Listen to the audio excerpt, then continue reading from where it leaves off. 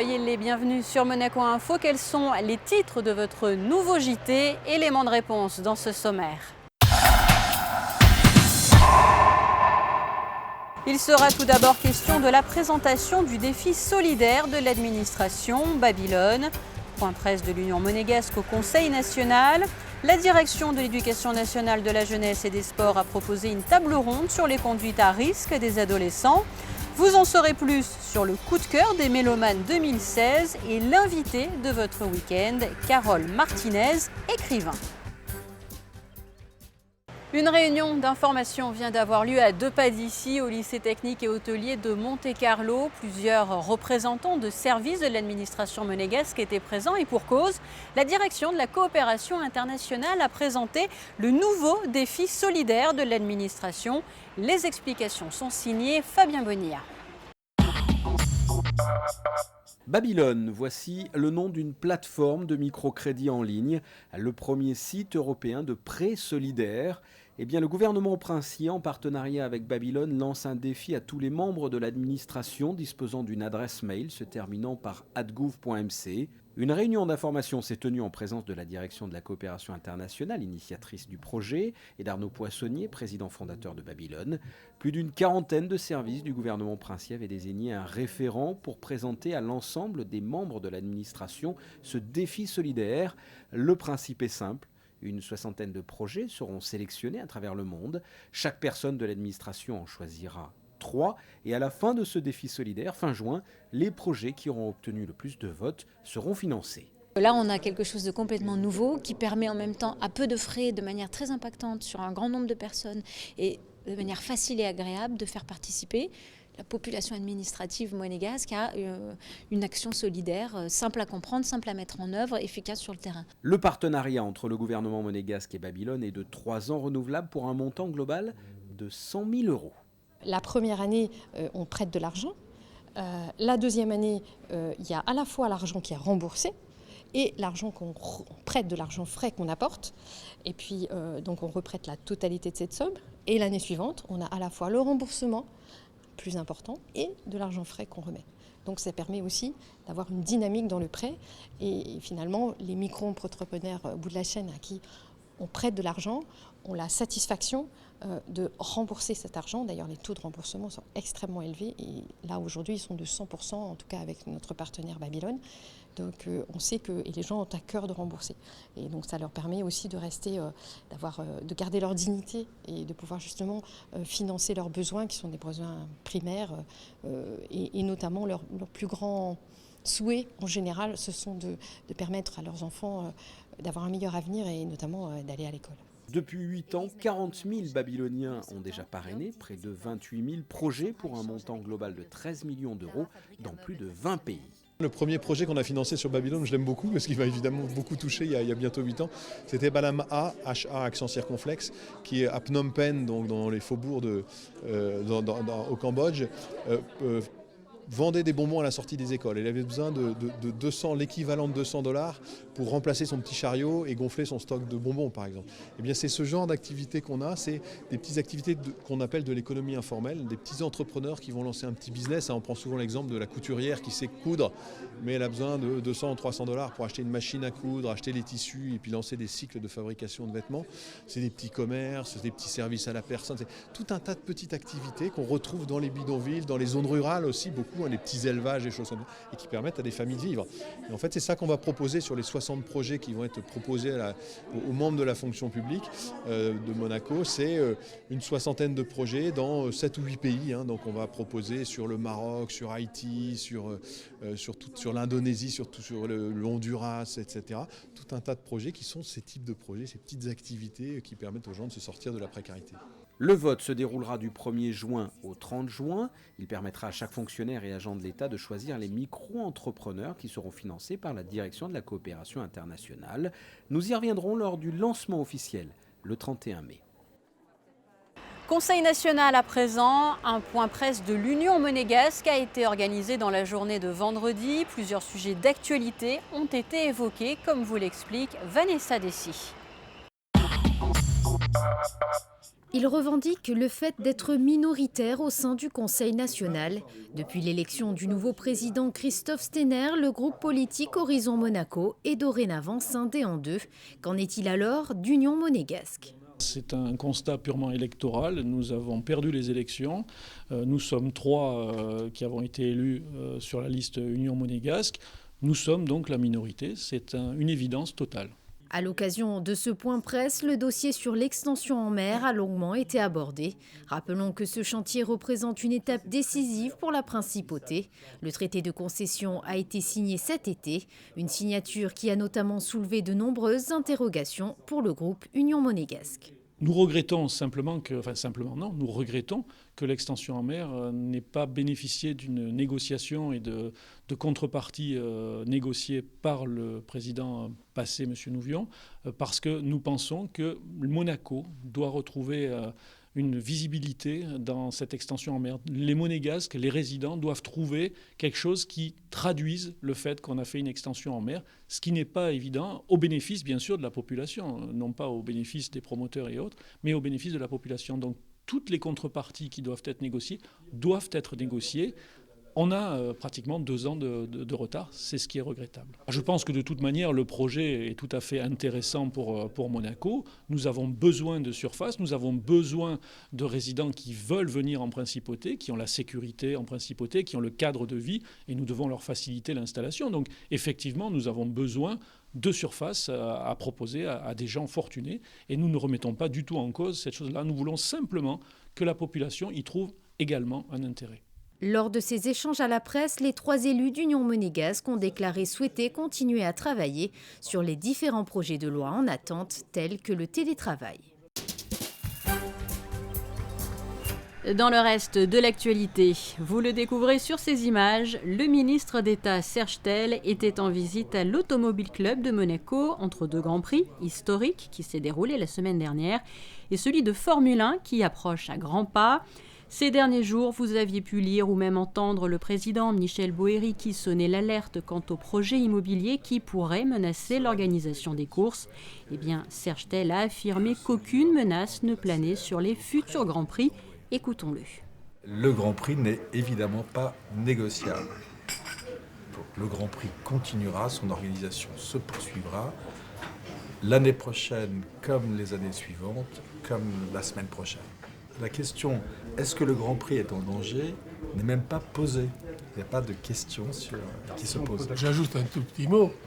Il faut que tout le monde sache que si le prince et son gouvernement nous le demandent, l'Automobile Club est toujours prêt à assurer sa mission, quand notre rôle n'est pas de rentrer dans les difficultés de la volonté des intérêts privés et publics, mais notre rôle est d'assumer ces grands prix que l'on nous charge d'organiser. Nous sommes prêts pour le faire et nous irons longtemps, tout autant qu'on nous le permettra. La direction de l'éducation nationale, de la jeunesse et des sports vient d'organiser une table ronde. Le thème abordé, les conduites à risque des adolescents. Plusieurs représentants de la sûreté publique, de l'éducation nationale et même des médecins étaient présents afin de répondre aux questions des parents. Vanessa Dessy vous livre plus de détails dans ce reportage. Ce sont des comportements qui se caractérisent par la mise en danger de soi au cours de l'adolescence. Ils sont fréquents chez certains jeunes qui recherchent le sens de leur vie à travers de nouvelles sensations. Les conduites à risque, c'est sur ce thème que la parole était donnée aux parents autour d'une table ronde. Les conduites à risque sont les conduites adoptées la plupart du temps par des adolescents, c'est un peu ce qui les symbolise, qui signifie prendre des risques inconsidérés, exagérés. C'est-à-dire par exemple, je vous dirais une roue arrière en 2 roues, le binge drinking le samedi soir, une soirée entre copains, et toutes ces conduites qui peuvent induire ensuite des risques pour la santé, dont certains peuvent même être fatales. Les enjeux de cette conférence, c'est essayer de recueillir les inquiétudes et les préoccupations des parents, de savoir dans quelle mesure tous les services qui sont réunis ici, puisque nous sommes très nombreux, vont pouvoir leur apporter une réponse et les aider. Pour aborder toutes ces questions, des campagnes de prévention à destination des élèves ont lieu chaque année au sein des établissements scolaires. Le discours et les thèmes sont adaptés à chaque niveau de classe. Ces campagnes de prévention exercent une influence certaine sur les adolescents, mais la capacité des familles tient un rôle prépondérant sur l'environnement social des jeunes. C'est important parce qu'ils sont quand même au premier rang pour constater si leur enfant a des difficultés. Et ces difficultés, ça peut s'exprimer par la prise de drogue, de toxiques, en tout cas par un mal-être, et je pense que les parents seront au premier plan. Il faut réfléchir sur la fragilité de l'adolescence, sur son mal-être, et puis aussi sur l'environnement et sur ses capacités. Effectivement, il peut y avoir les consommations, les produits, ça peut influer, il y a une influence sur le mal-être, mais il y a aussi les capacités, les fragilités, les forces de l'adolescent et son environnement. Plus c'est stable, moins c'est stable, tout ça c'est un ensemble qui fait le mal-être. Des questions ont pu également être recueillies dans des urnes placées à l'entrée de l'auditorium. Celles-ci seront relayées par l'association des parents d'élèves de Monaco. Penchons-nous à présent sur le coup de cœur des jeunes mélomanes 2016, une plongée dans les univers sonores très variés de la musique contemporaine. Un reportage signé Alexandra Pagny, Orazio Gaggino et Eric Pocoy. Ils étaient une trentaine d'élèves à participer cette année au coup de cœur des jeunes mélomanes. Issus des différents établissements scolaires de la Principauté, ils avaient pour mission de choisir parmi 4 compositeurs contemporains. Donc ce sont les jeunes mélomanes qui choisissent un compositeur qui aura une commande pour composer une pièce pédagogique à la demande de l'Académie. Et ce compositeur est invité pour venir faire des masterclass et travailler avec les élèves pour la préparation de la pièce. Donc cette présentation, c'est une présentation justement pour créer les conditions de ce vote. Comme la musique contemporaine n'est pas connue pour tous les élèves, je fais une petite présentation, une mise en contexte de l'art contemporain en général. Et on voit un peu de la peinture, de la sculpture et de la musique d'autres époques pour savoir pourquoi la musique d'aujourd'hui sonne comme aujourd'hui, sonne comme ça.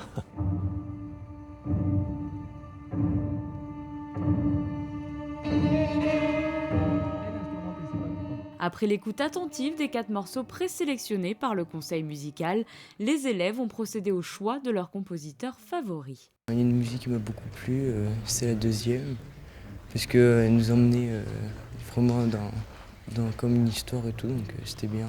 C'était intéressant et puis on a appris des choses et il y a des compositeurs que je connaissais déjà ou des œuvres qu'on avait déjà vues en classe. Sur quoi tu t'es basé comme critère ?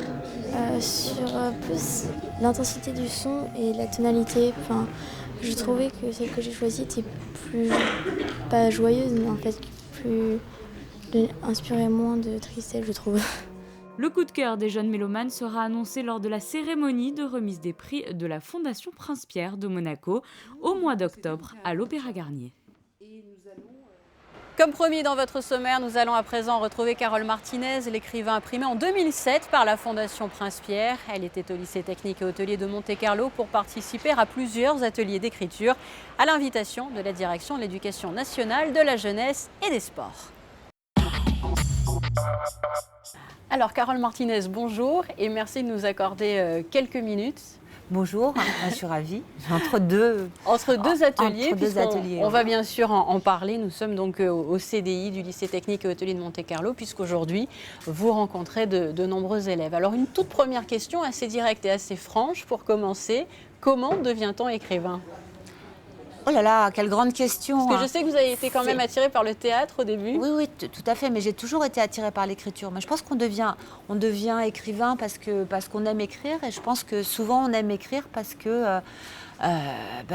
a eu... Moi, je sais que j'ai eu la chance d'avoir un prof quand j'étais en CM2 qui m'a fait faire une rédaction, la première, et j'ai adoré ça. Et il se trouve que cette prof a aimé ce que j'ai écrit, et elle l'a lu à la classe. Et c'est tout bête, mais je lui dois infiniment. Elle s'appelait Madame Kieffer, c'était une vieille dame. Et je lui dois sans aucun doute cette passion. Alors là, vous sortez donc d'un premier atelier, je crois. Non, il y en a eu hier, il y en a eu 3 hier. Donc il y en a déjà eu 3. Pour parler globalement de ces rencontres avec ces jeunes, quels sont les types de conseils que vous leur donnez au cours de ces ateliers? Alors en fait, c'est plus des débats que des ateliers. Donc, puisque en fait, ils ont lu un de mes livres et on en parle, et on parle de l'écriture, et on dit, j'essaye de leur passer cette envie d'écrire, cette passion pour l'écriture et pour la littérature. En fait, moi, je suis là juste, vous voyez, normalement, je suis prof de lettres, mais j'ai arrêté d'être prof de lettres depuis 8 ans pour ne faire qu'écrire. Et je suis là juste une fois. Et en une fois, c'est comme une sorte de... J'essaye de donner envie. Voilà, l'objectif, c'est ça. Leur donner envie d'acquérir cette liberté absolument fondamentale qui est liée à l'écriture.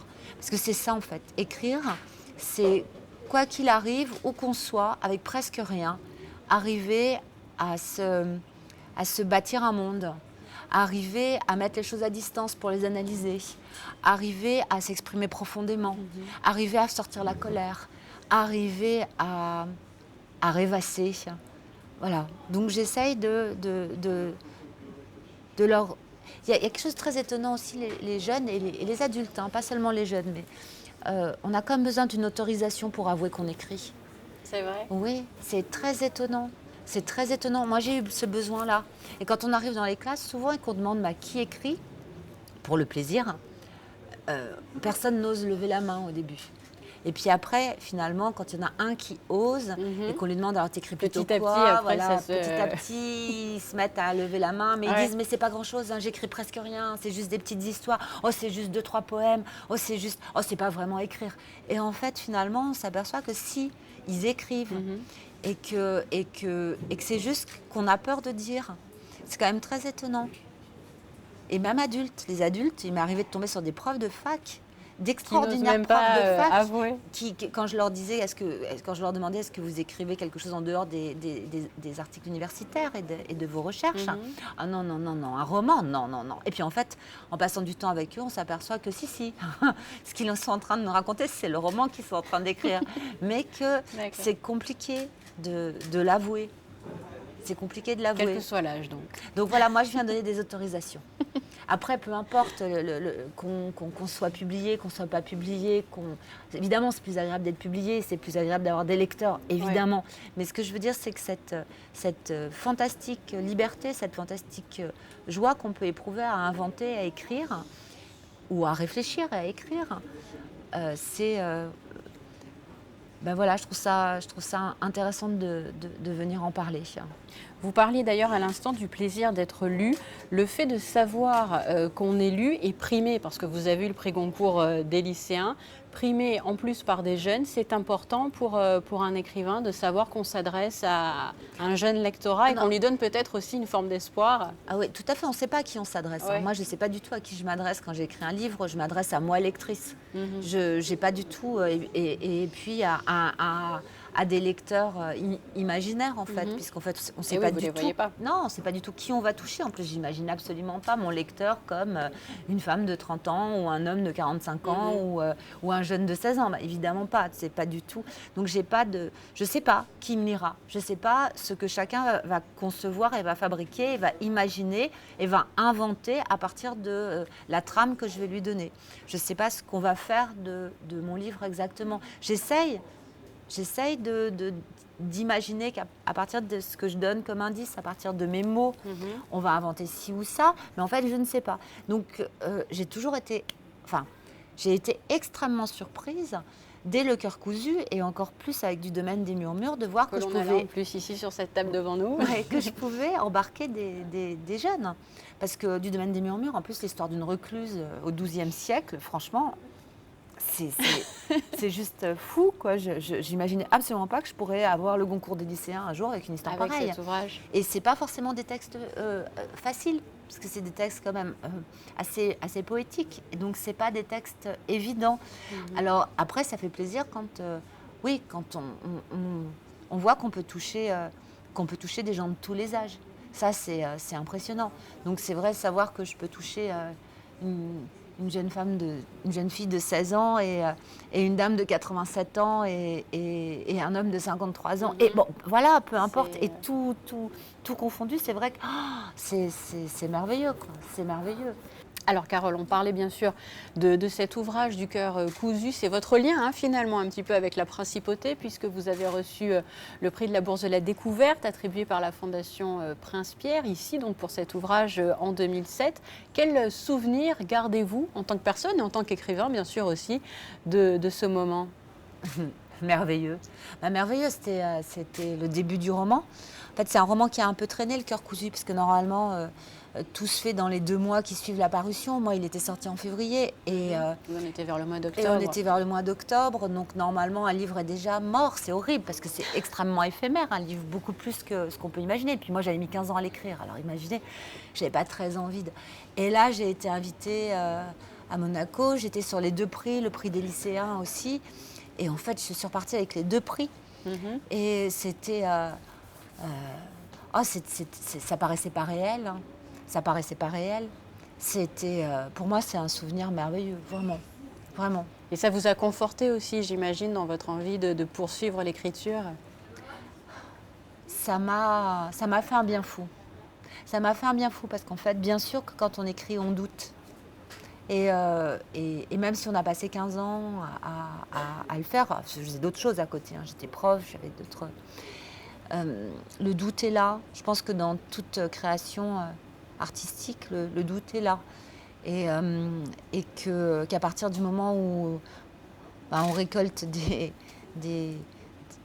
appréciations de lecteurs aussi positives, ça fait du bien, ouais, ça fait du bien. Alors je dis pas que...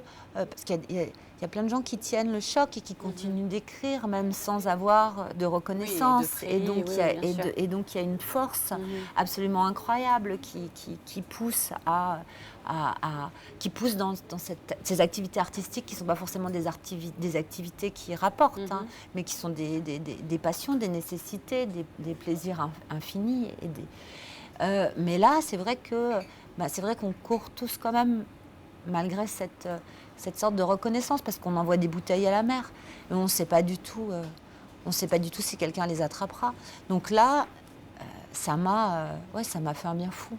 Bon, Carole Martinez, merci beaucoup. On terminera sur ces jolis mots. Je ne sais pas si le soleil, la pluie ou le temps en général vous inspire, mais en tout cas, sachez qu'on se quitte avec les prévisions météo des jours à venir. Merci encore. Merci. Au revoir. Découvrez la météo avec Eclectic. Galerie, Interior Design, Art and Gifts. Samedi, belle journée en perspective, température comprise entre 16 et 23 degrés. Dimanche, moins de soleil que les jours précédents, mais pas de nuages menaçants. Lundi, un peu de pluie dans la nuit, des nuages et de belles éclaircies, comptez jusqu'à 21 degrés pour les températures. Mardi, du beau temps, quelques nuages isolés et des températures agréables. Merci de nous avoir suivis. Je vous laisse à présent avec la suite de votre programme sur Monaco Info. Vous avez découvert la météo avec Eclectic. Galerie, Interior Design, Art and Gifts.